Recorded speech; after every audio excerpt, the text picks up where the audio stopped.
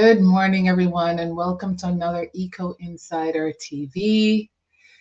This month, we are talking about how to plan an eco-focused event. These days, sustainability is more than just a buzzword. It's a way of life across, excuse me, across the globe. Everything that we need for our survival and well being depends either directly or indirectly on the natural environment. Businesses have a need and an opportunity to provide sustainable products and services like event planning. This series is about to provide you with some little nuggets on what to look out for, what questions to ask, so that you'll get the best bang for your buck, but also an option that is gentle on the planet. My name is Melody Dixon, and I am the CEO and founder of Pro Event Planners, curators of eco focused events. I support clients who are steeped in all things sustainability. It's in their home life, it's in their business, and it's in their events. They hire me because they know that I align with that, and they don't have to explain to me what sustainability is or what that would look like with your event. I also support clients who have no idea about sustainability. They hear the buzzword and maybe some things online caught their attention. They look at it, and before you know, the algorithm sends them lots of stuff on sustainability and recycling and all the things, and they want to know how it pertains to their events. So they reach out to me because I know how, and together we take eco-focused steps that are tiny and easy to understand, and I break it down and explain it that over time, when compounded, it makes a bigger positive impact not only on their event but also on the environment. Now, what is sustainability? It is meeting the needs of the present without compromising the ability of future generations to meet their own needs. I like to say that God is big and expansive and creates such intricate, beautiful things in nature. And just whatever you think of, God's involved. By virtue of us being created by God, we too are also expansive and creative. And we were gifted all these resources to help us express that expansion and express that creativity. And we get to do so intentionally. So we're not going to ride it till the wheels fall off. We're going to use the resources in a good way that allows us to have access to it for the rest of our life. Our kids will have access to it, their kids, and our family and friends 10 generations deep. Now, there are three pillars to sustainability. The first one is the environment. We get to reduce, reuse, and recycle. I like to squeeze in a fourth. I call it upcycling. I didn't invent it, but I see it as a great way to delay the entry of things that we accumulate as humans, delay the entry into the landfill.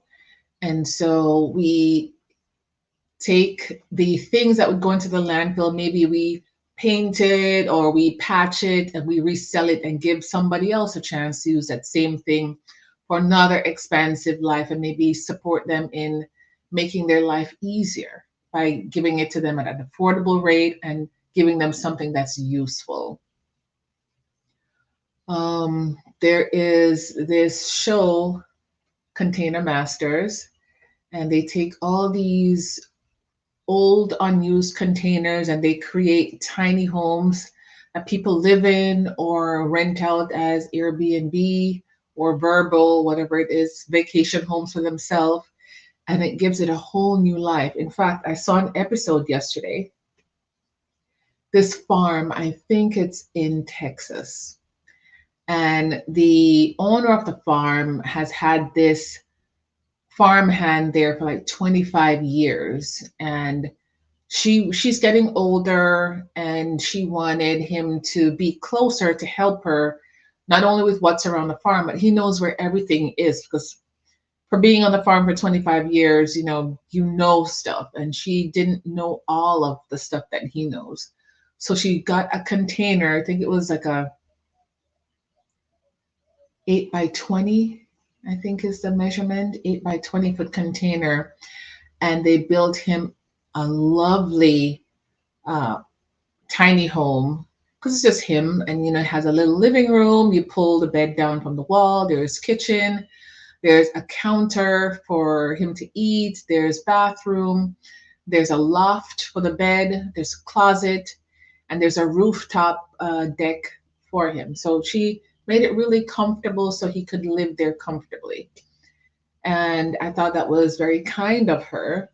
And also, it's a great way to reuse those containers. Another episode I saw, somebody on their land, I forgot where it was, but they have a couple acres of land. They have their main house, and in the back, they have around 6 tiny home containers, just in like a foresty area, and they rent it out. So they're making money on their property. So whatever money they make probably covers the mortgage and whatever their expenses are, and whatever they work just goes into the bank account maybe for retirement. But they had quite a few little tiny homes on the property, and I thought that was very smart of them because it's all the rage now, and you only use so much space per day. You don't need like a whole giant place. If you're going to vacation in a place, you're probably going to be out and about in town, and you're coming back to the tiny home to sleep and eat, you know? So I thought that made such wonderful sense. The second is the economics. If it's eco-focused, it gets to also make you money, just like this container, the person who has 6 containers in the back of their home.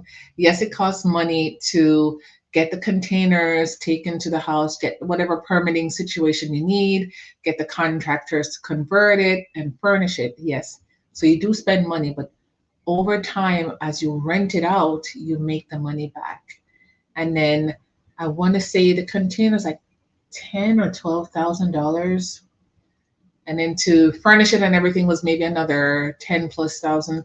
So let's say 20 something thousand to convert the whole container into a livable space. Such a great investment because I'm sure they made it back in a very quick time.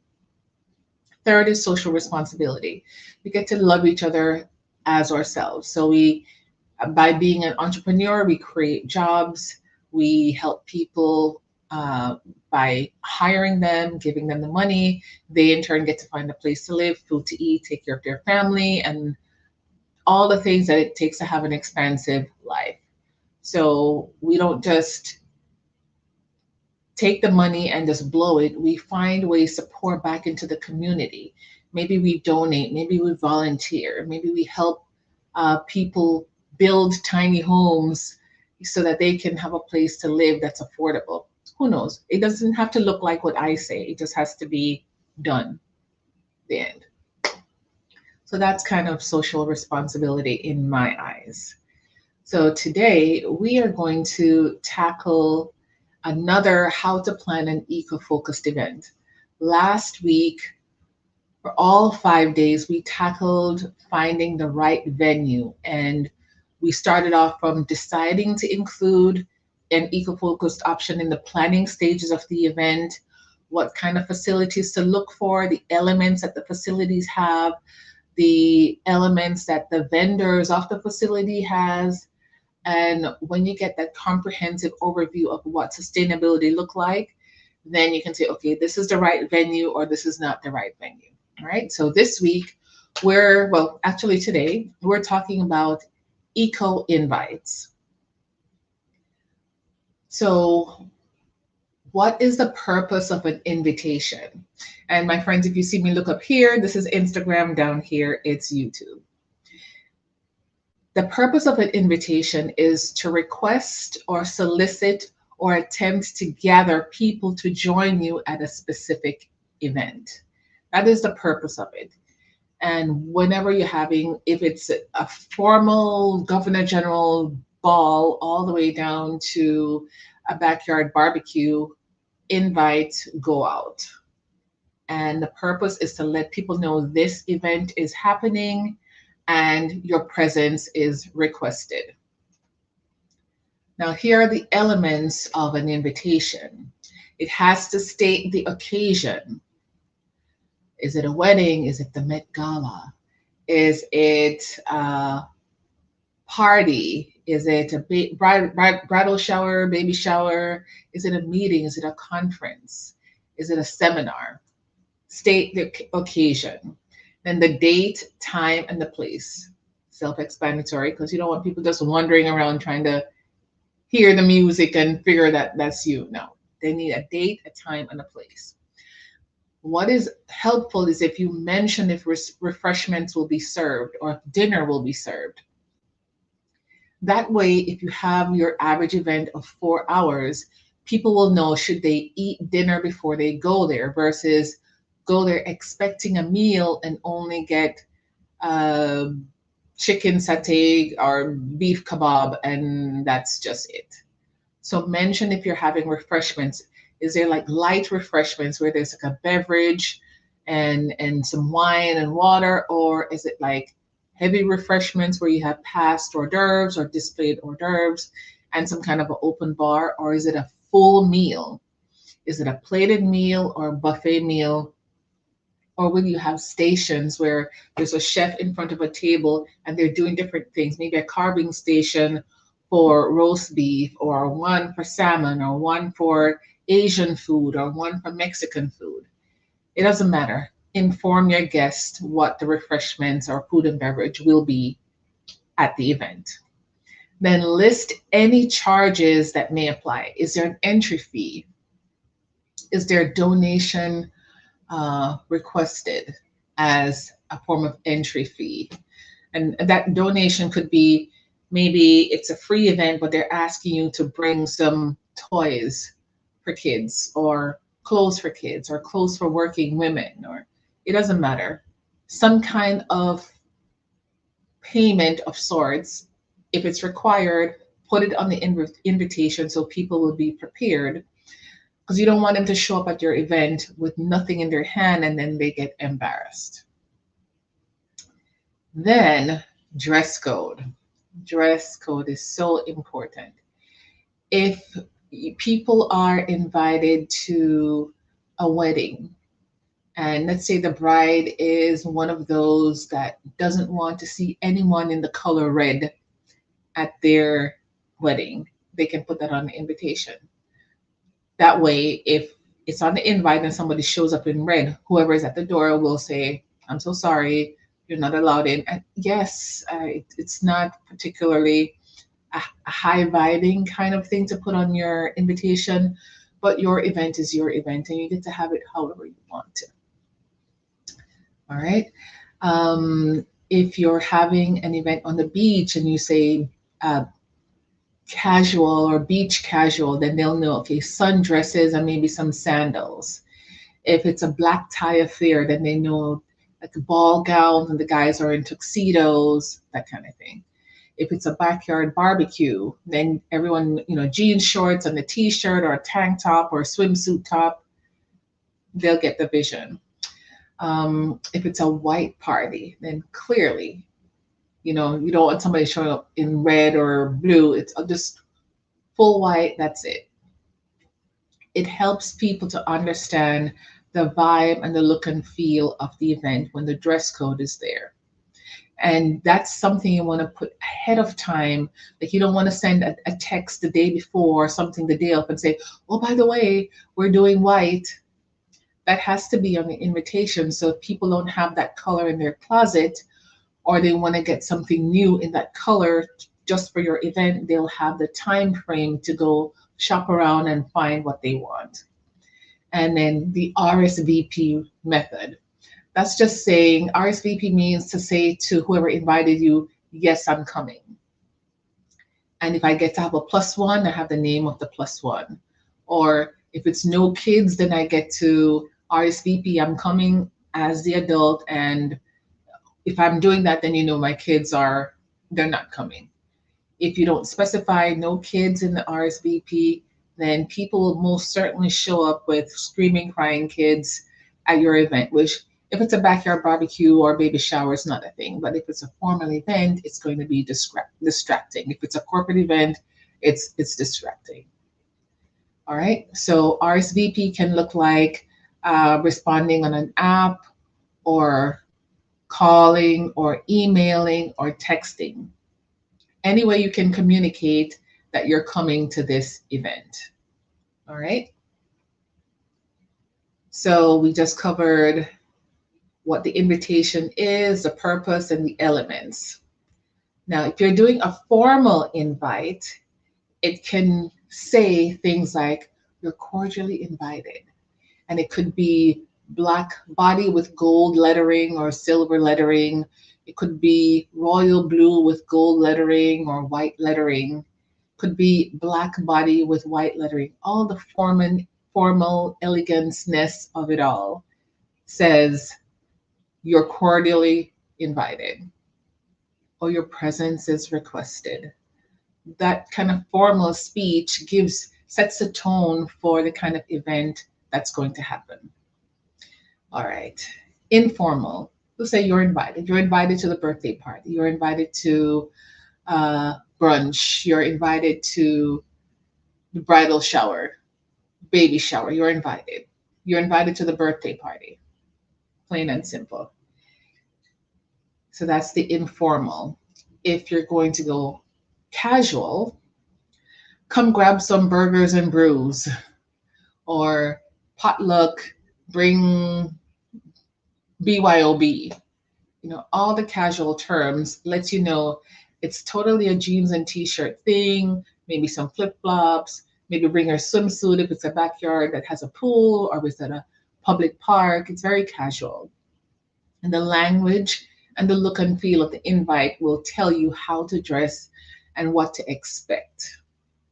Now, I'm going to share with you 3 types of eco-focused invitations. And the first one I'm going to talk about is one that is 100% recycled and seeded paper with wildflowers. And that's what I had when I was married, 2010.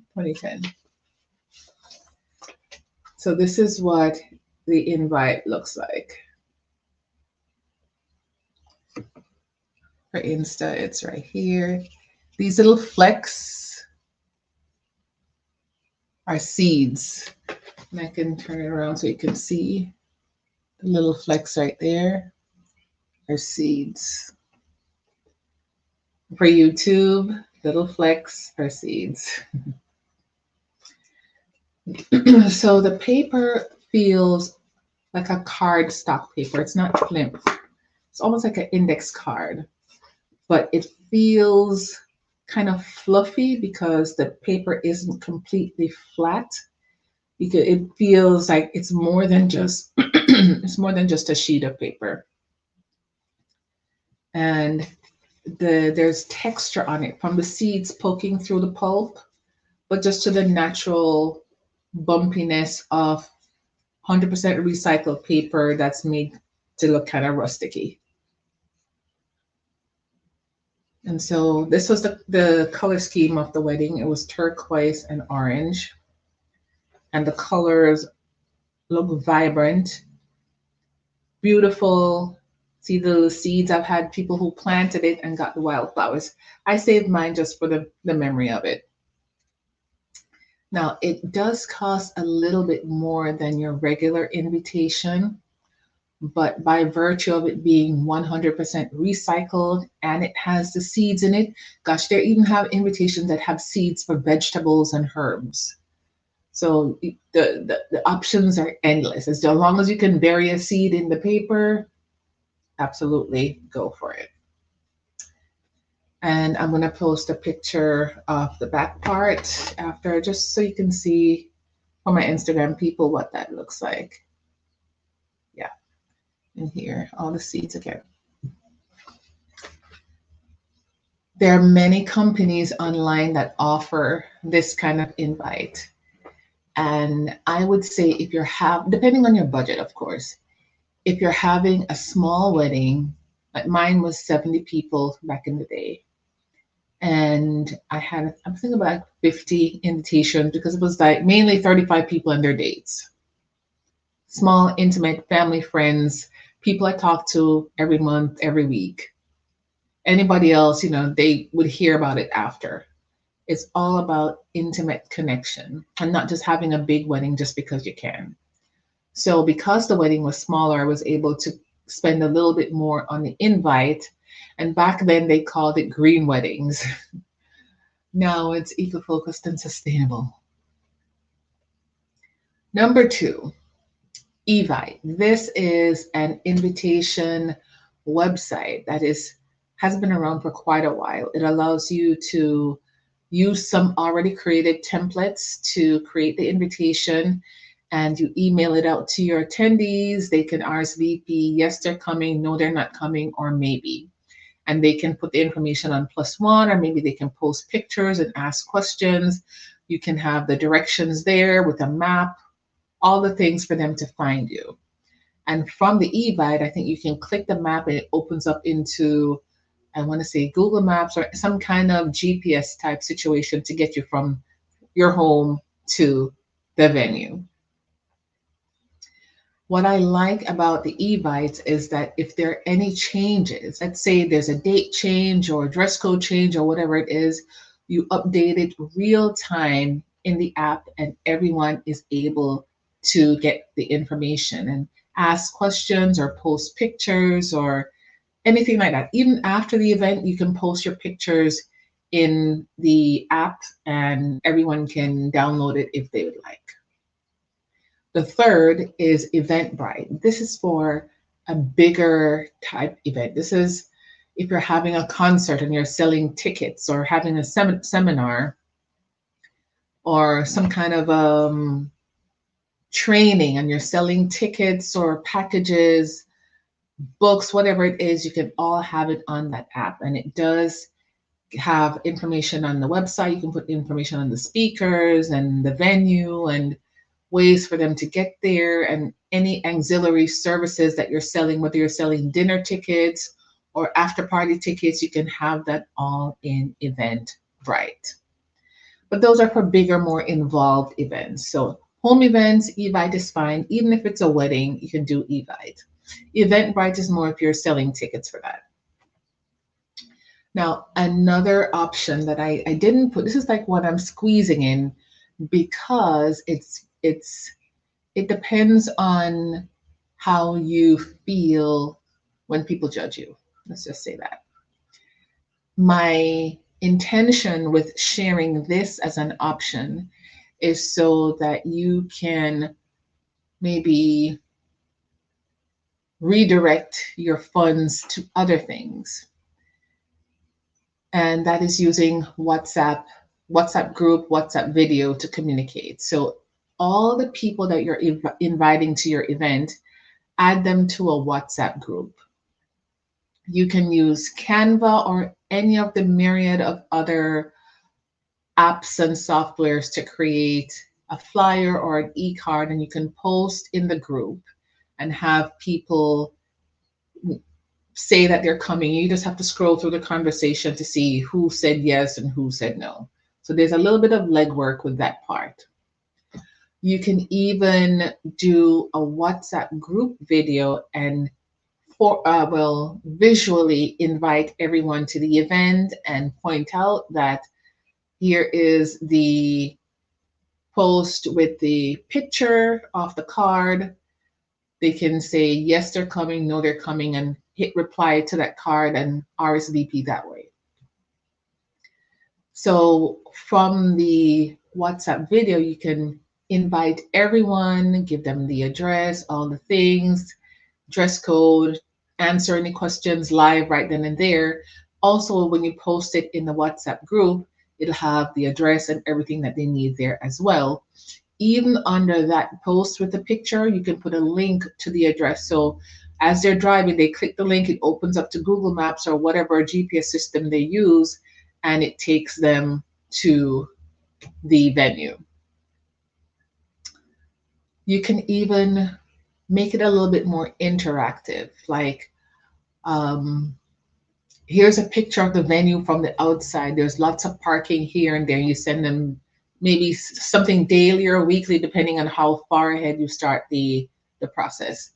Or you can say, here's the entrance, the restroom is right there, so on and so forth. Give them a walkthrough of before.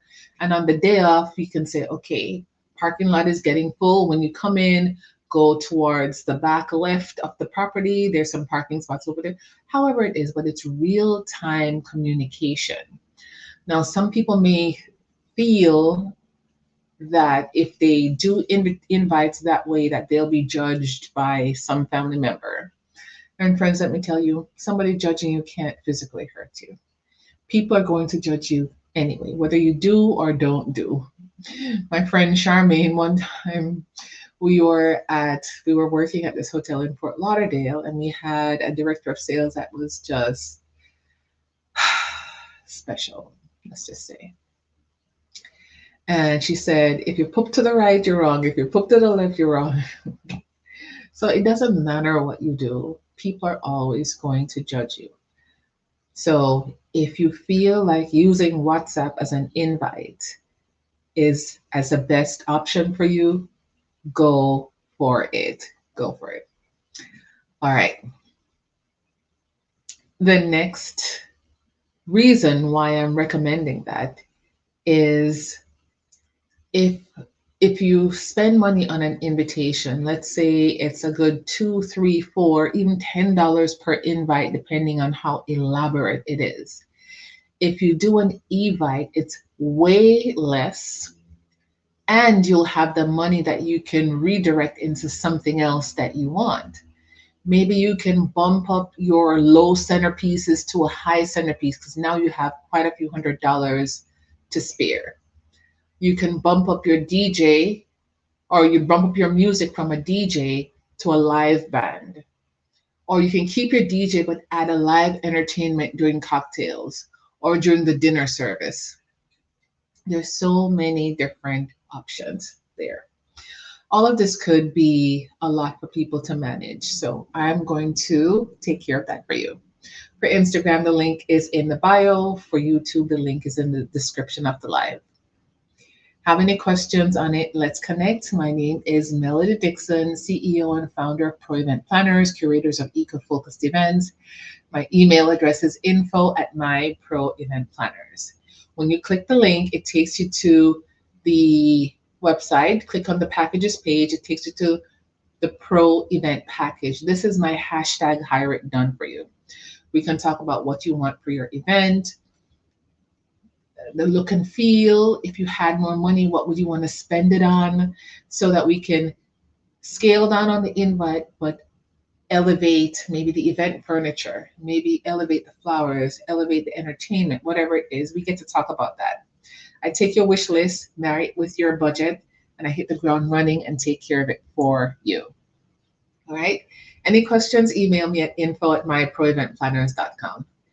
Thank you so much for joining me, and I will see you tomorrow when we will dive into another element of planning an eco-focused event. All right? Take care.